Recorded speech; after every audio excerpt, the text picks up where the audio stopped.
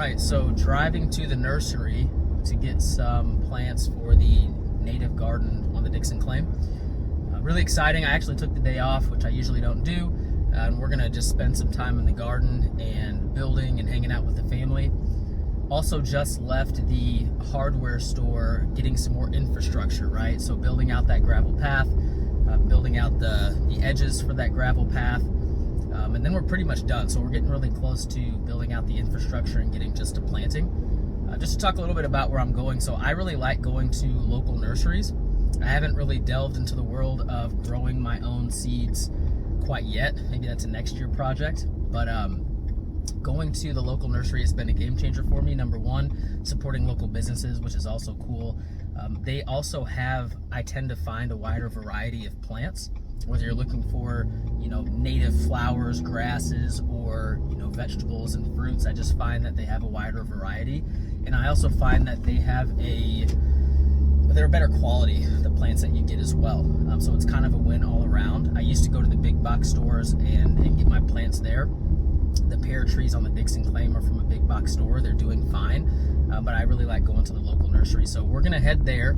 We're gonna start furnishing the native garden with actual plants, which is super exciting. I think by this time this year, we're past the chance of frost and freezing and cold weather. So yeah, I took the day off today, which I don't usually do, and I'm spending it in the garden, shopping for certain things, and spending time with family, which is always fun. So yeah, we'll keep on with the project. All right, so we made it to the planting session. The infrastructure, which is behind you all, right in front of me, is complete. The garden beds are in place, the arches are built. It's really exciting. Yard's looking great as springtime rolls along. But as you can see, spent some time at the nursery, and I'm going to roll you through exactly what I have purchased. This is a start. This is close to what will all be in the garden, but it's not the end. And obviously, these plants are not full size, so we're going to do some spacing based off of the full size of these plants as well inside the garden. So these will take up quite a bit of space when they mature. But the plan is here at this portion is to just kind of go through exactly what I got, let you know why I got it, and kind of give you a glimpse into what it will look like. So let's get started. All right, so first we have Blazing Star. And I did a little bit of research. This is native to my area. I am in Zone 6 in the Midwest. This plant is going to be about 30 to 36 inches tall. It's going to get fairly big, and it has these shoots that come up that are going to flower, white, yellowish flower. So I'm really excited to see this come to fruition. The blooms happen in late summer and going into autumn. All right, next we have the Black-Eyed Susan, also native to my area, also an attractor of butterflies. This is a variety actually that gets about 2 feet tall, and this will bloom in the summer. And so yeah, this is gonna be kind of a staple, right? I know this spreads a little bit from what I was reading up on and researching, but these produce beautiful yellow, almost like miniature sunflower looking flowers. So I'm really excited to see that. All right, next up is the butterfly flower. I believe this is a variety of milkweed, which is also native to my area. It's going to be a recurring theme. This plant does get rather large, 42 to 60 inches, so this is going to be a staple, kind of set back from that initial shorter plant. And yeah, this is going to get pretty big. Looks like this one blooms in the summertime, so really excited to see this. I also know this is a great pollinator attractor. This is a great pollinator plant for, I believe, bees and butterflies. So yes, we have our butterfly flower, I believe to be a variety of milkweed. All right, so next, this is probably out of frame. This is one of the few things that isn't necessarily native to my area, and while I do think it's somewhat native to the Midwest, I don't believe it's a true native plant or flower, but these are my grapevines. I'll bring the other one around here. The variety is Reliance, and this is a fruiting vine. This is a good hybrid from what I've read. It's pretty hardy. These are pretty well-developed plants. What I believe I need to do the first year is get them into the ground and let them go, and then there's a specific pruning technique that I'll need to adhere to make sure that they fruit properly, right? Learning about different canes and 2-year-old canes versus 1-year-old canes and how to make all that work. So this is certainly really exciting. One of the things I'm most excited about. One of these vines will be on the trellised arch that I have built. One of these vines are actually going to be a little bit on a fence that I built with some T-posts as well inside the native garden. So this will be cool. This will be fun, and we'll see how it goes. Okay, moving over to this side, we have some more Black-Eyed Susan. This is a more red and yellow variety. Not sure if you can see that. This is going to get about 36 to 48 inches tall. Just a new variety though. They had the kind of classic, sunflower looking yellow flower here. This is more of a red and yellow variety. And I'm excited to see this one bloom. Looks like this one is going to be a midsummer to early fall bloom as well. So that'll be really fun. Okay, going to another Black-Eyed Susan. You can see a theme here. I know these are very native to the area. They're very hardy from what I've researched, so I wanted to get a few of these. This is the Black-Eyed Susan, but called the Little Star. This is the dwarf variety. This one only gets about, let's see here, maybe a little bit less than 24 inches tall. It's going to have kind of the miniature sunflower look, that miniature yellow flower look. And it looks like this one blooms early summer to fall as well. So that'll be a recurring theme with all these Black-Eyed Susans. But again, really excited to see this in the ground. Let's move to some of the native grasses that I got.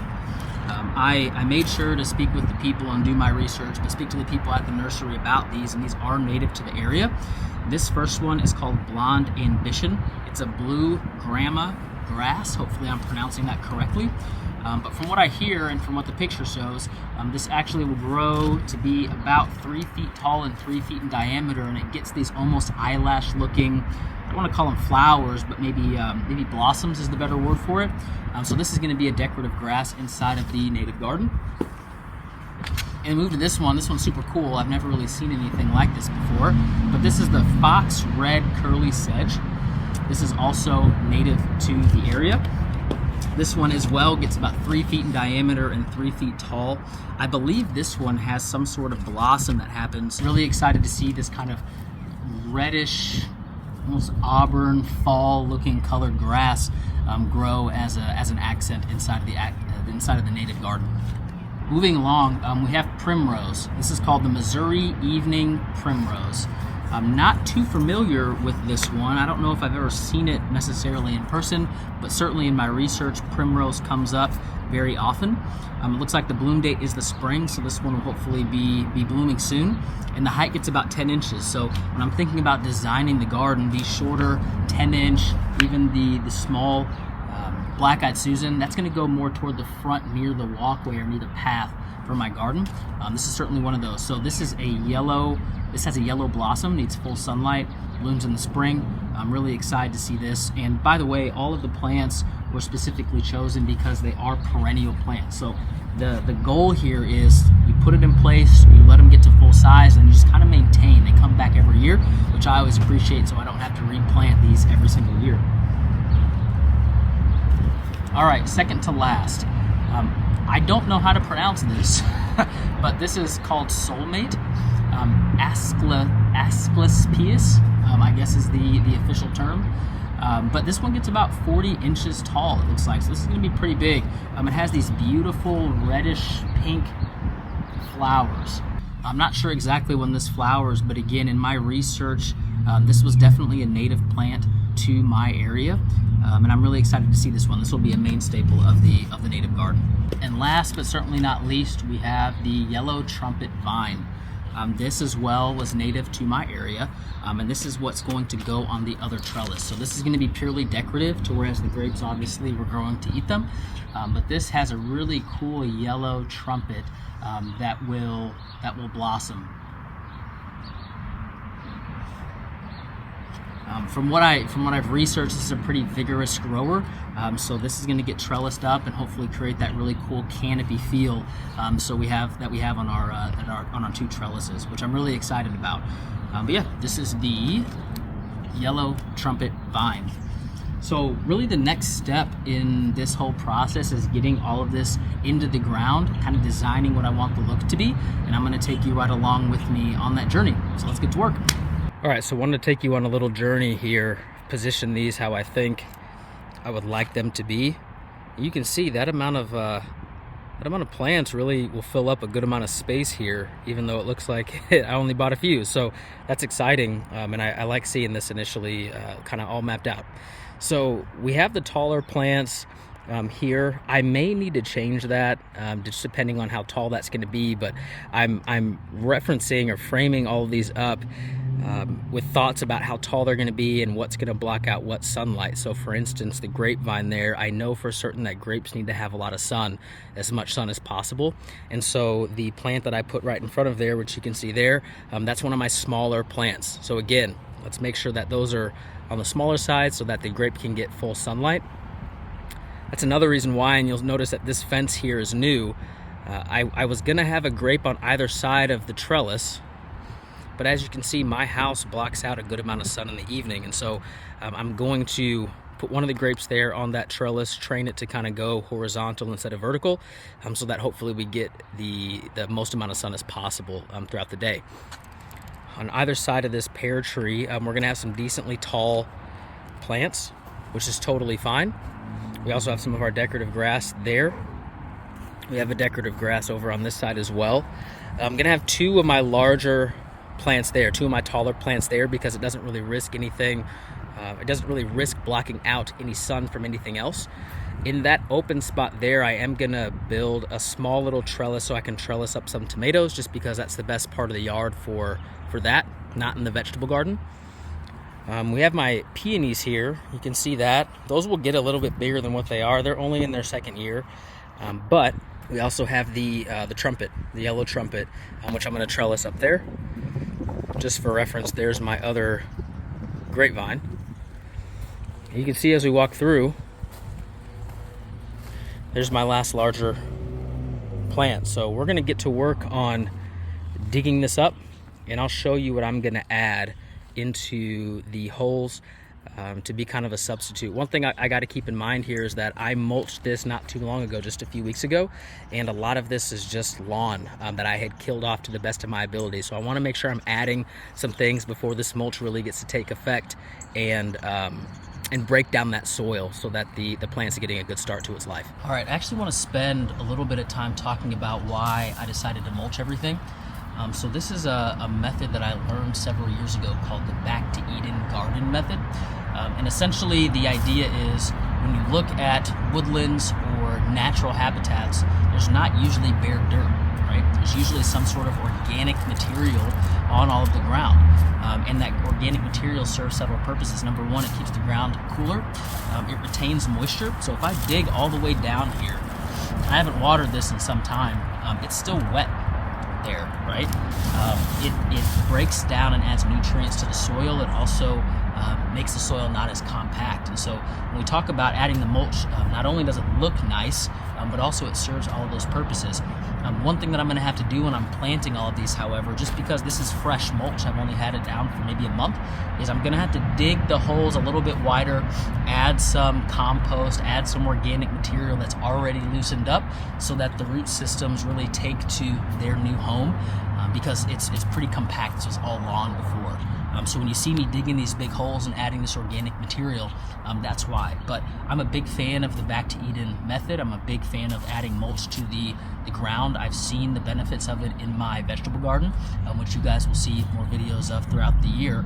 But that soil is so, it's broken down so much that I can literally just dig with my hand inside of it. So it's pretty cool, and I hardly have to water throughout the summer as well.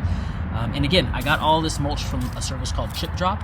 I still have a massive pile in my front yard that I'm trying to figure out what to do with in terms of the mulch, but it's a great service. I actually paid only $20 for all of this mulch and much, much more. So if you haven't done that, I would highly recommend you do so. All right, so what we're gonna do is we're gonna start planting, which is super exciting. I'm gonna use this sort of shovel. I also have an additive, just some cow manure and compost. Keep in mind, and I mentioned it before, that everything mostly underneath the mulch was lawn as of a couple months ago. And so I wanna make sure that I'm breaking up that soil sufficiently for these to take root and be happy. So we're gonna start planting. So just to kind of explain what I'm doing here, I'm gonna make a hole that's about twice the size of the pot that I'm working with. I can already see there's some stuff underneath here. So we're just gonna make a decently large hole. Back, this soil here actually looks pretty good. I think this was an old garden bed. You can see that shovel go down super easily. Nice black, non-compacted dirt, which is encouraging.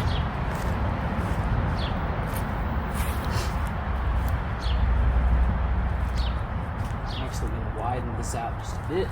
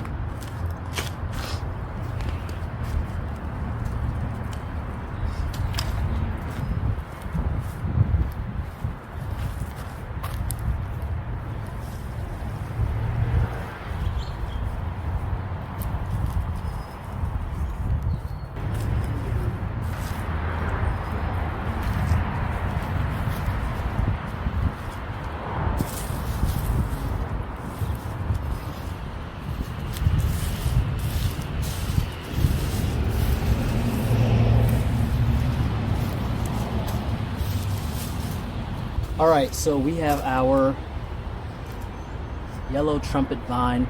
And what I'm gonna do, because there's some stakes in here already, so I'm gonna remove those stakes, and I'm gonna use some fishing line, some braided fishing line. It's not nylon, it's actually braided almost like a cloth-like material. And I'm gonna use that to secure it to the trellis, just to kind of get it trained going that way until it kind of attaches a little bit more.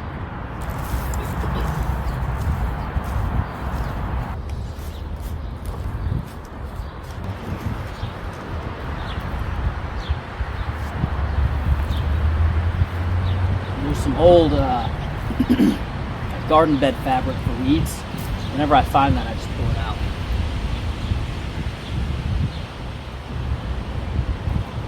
A little cow manure and compost in there. All right, so I've been researching grapes, and there's a particular way that you prune grapes each year.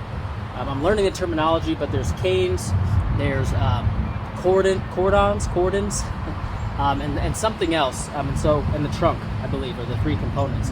But, however, the first year that you plant grapes in the springtime, you just let it grow. And then the next winter is when you actually start pruning, which there'll be a video in a couple months about that. But for now, I'm just gonna plant this here and get it growing up top.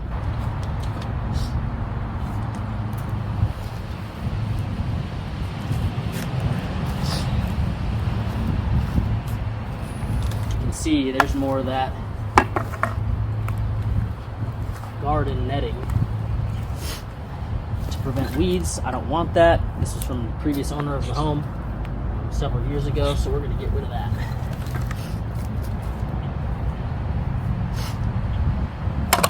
Again though, the soil, because it was already a garden bed, seems to be pretty good quality, which is great.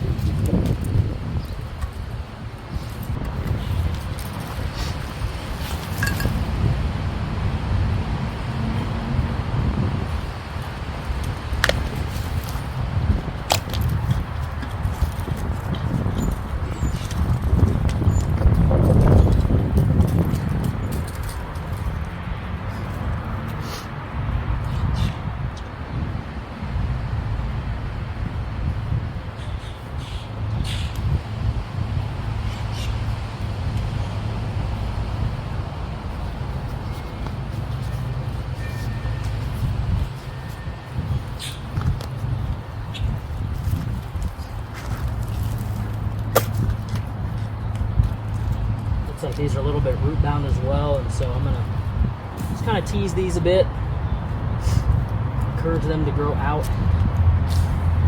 Nestle it down in there, like so.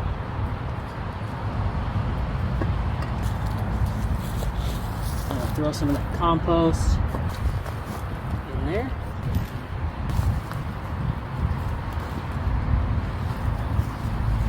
All right, and we're just gonna fill some of this soil back in.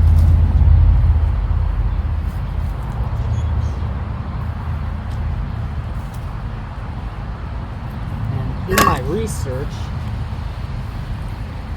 it said that the soil needs to be warm for these grapes. And so I'm not gonna put a thick layer of mulch, just a little bit, kind of hold that soil in. But we're gonna leave it somewhat thin, so that soil heats up in the summer and produces grapes. All right, so what I'm gonna do is take off this tag and hang it on the trellis. And they've taped the vine to a stake that they built, but again, we want to train this to go to the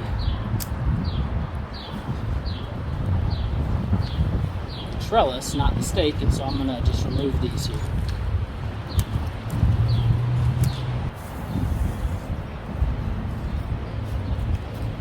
All right, so like I mentioned, I did some research that said we need just one trunk that's gonna be about 12 inches off the ground, and then we kind of branch off from there. But because this is the first year, we're not gonna worry about that. We're just gonna let this thing grow, get comfortable. So I'm gonna tether this to trellis, and we'll move on to the second grape bush. All right, with this grape vine, we're gonna do it a little bit differently. So over on that side of the garden, we have the trellis. On this side, we're gonna go with the more traditional route, and we are going to have this grow on these two wires here. So I have two T-posts, hopefully they're wide enough, and we're gonna train this vine to wrap around and grow on the two metal wires. So I'm gonna get this in the ground, and then we'll see if we can kind of already start training that to grow the direction we'd like it to.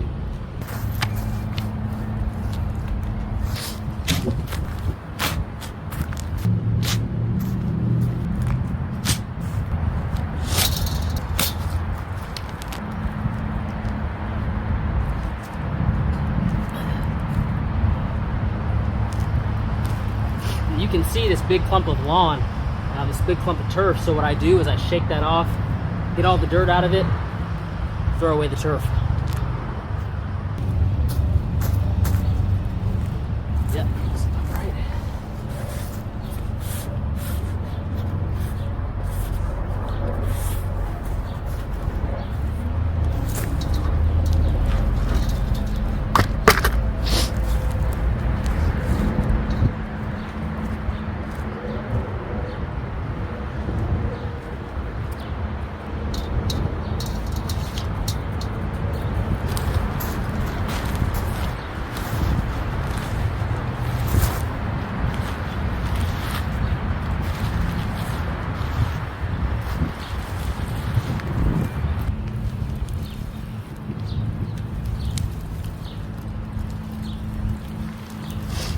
All right, the next thing we're gonna do is get all these tags and the little tape that's holding it to the post that I got from the nursery off. All right, and off comes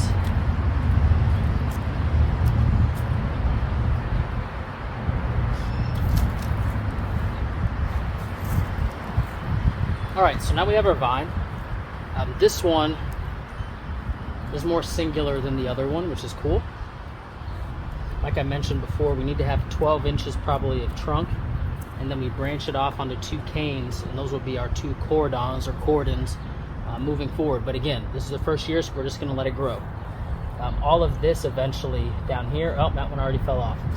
All of this is gonna come off. So I'm just gonna backfill this a little bit. And again, we need the soil to be warm for the grapes to produce. So So I'm just gonna lightly get some mulch on there, but we're not gonna make that too deep right now. All right, what I'm gonna try to do here, and I don't wanna break this too much, but we're gonna see if we can train this just slightly to loop around like so. Perfect. All right, so I got this all set, wrapped around. I also decided to put a small T-post here. I had an extra one, so I thought, why not?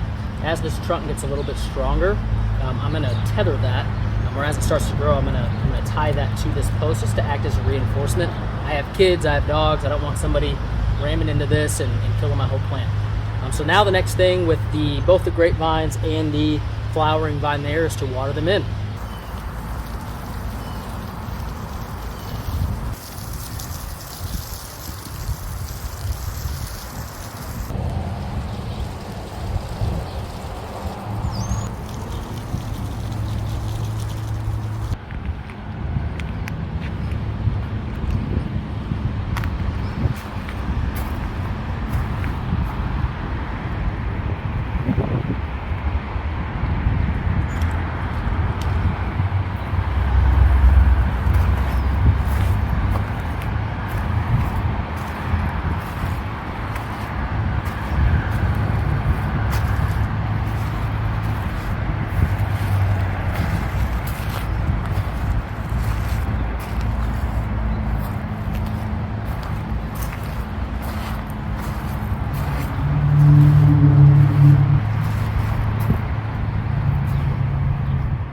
All right, so the native garden is built, done, planted. Thank you so much for joining me on this journey. I can't wait to keep you all up to date on how everything's blossoming and growing. This is gonna be look completely different in even just a couple months. So it's really exciting. I'm super passionate about this, and so thank you so much for joining me on this journey, and we'll talk very soon.